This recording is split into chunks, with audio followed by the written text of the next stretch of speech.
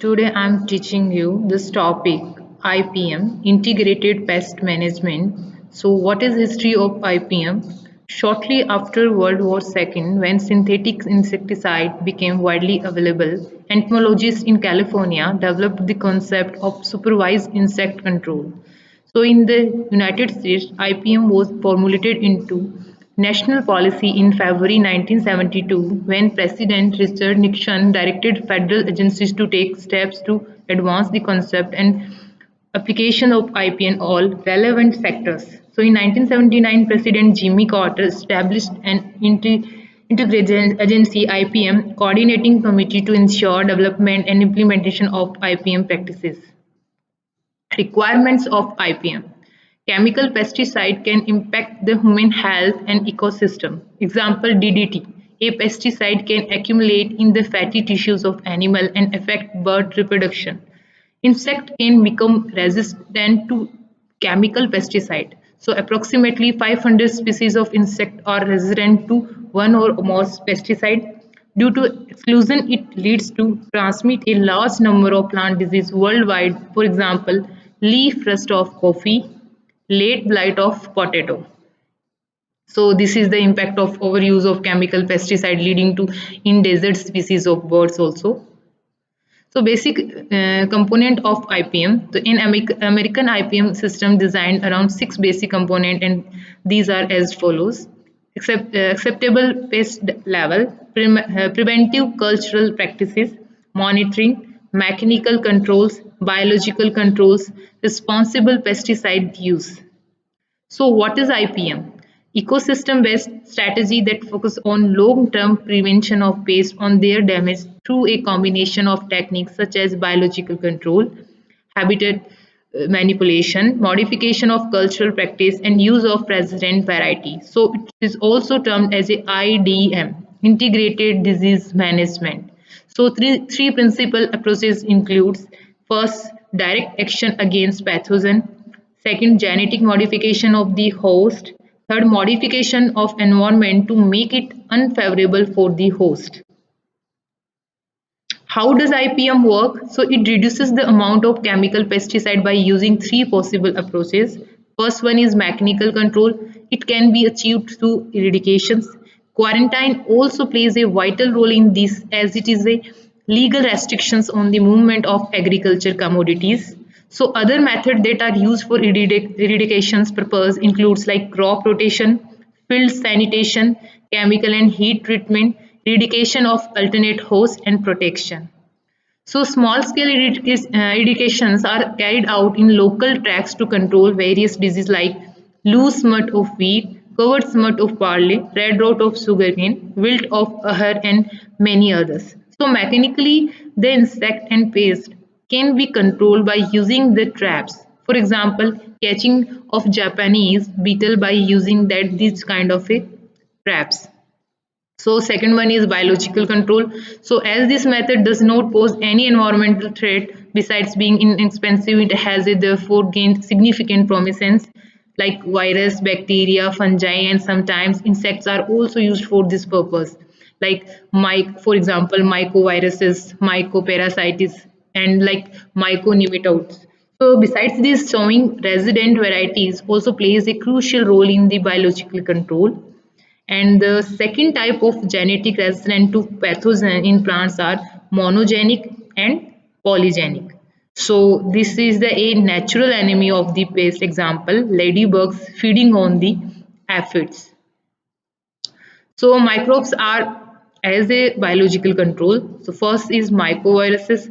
Few viruses present in fungi successfully attack fungi. For example, Penicillium stoloniferum filtrate destroy Agaricus bisporus. Second, mycoparasites. Few soil fungi and bacteria effectively reduces the infection of pathogenic fungi on the host plant. For example, Trichoderma harrison reduces the infection of Sclerotium. Third is myconematicide. So few fungi feed on nematodes.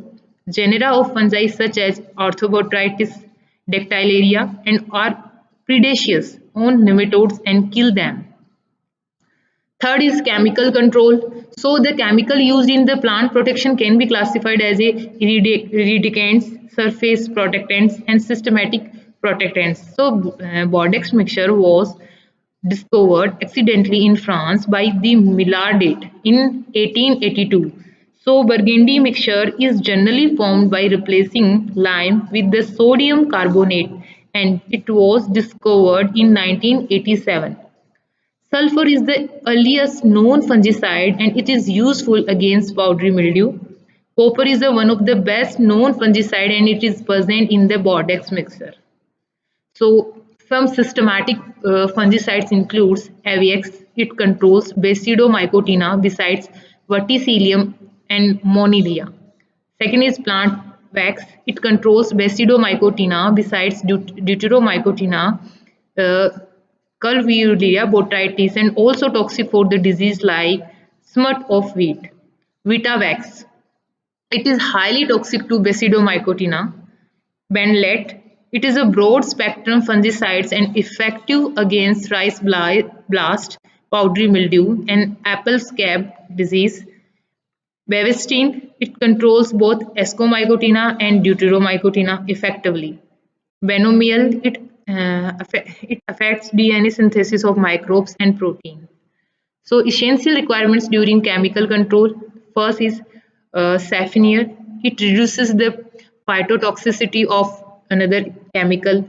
Like glyceride oils are also good softener. And the spreader.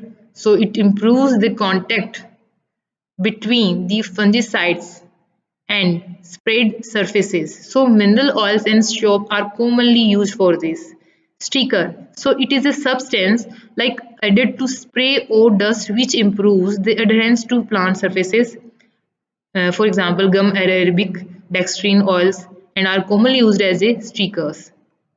So what is a quarantine? So it is defined as a legal restrictions on the movement of agriculture commodities for the purpose of exclusion, prevention or delay in the establishment of plant pest and disease in the area where they are not known to occur. So quarantine laws are formulated and implemented either by the federal or state government. So the first quarantine regulation was promulgated in France in 1660 and the first federal plant quarantine act was passed in USA in 1912. So in India, the Destructive Insect and Pest Act was passed in 1940. Pheromones and IPM. So pheromones can be utilized to eat or detect insects.